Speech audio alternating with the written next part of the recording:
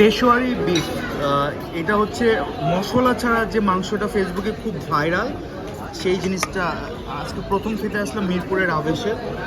কোনো মশলা নাই, এটা পাকিস্তানের খুব ফেমাস একটা খাবার। আমি জানি না যে মশলা ছাড়া খেতে কেমন লাগে, এখনও খাই নাই। আর এটা এটা কি ভাই আতিক ভাই? এটা কি রসুন নাস্তা? রসুন, এটাও গরুর মাংস, এটা মশলা দিয়ে, আর এটা গরুর মাংস মশলা ছাড়া।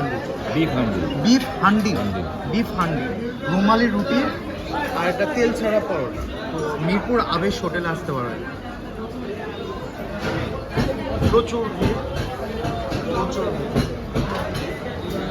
আমি একটু ট্রাই করে দেখতে পারি যে আসলে আসলে কেমন লাগে। আমি আসলে মশলা ছাড়া মাংস কি আদৌ মজা লাগে?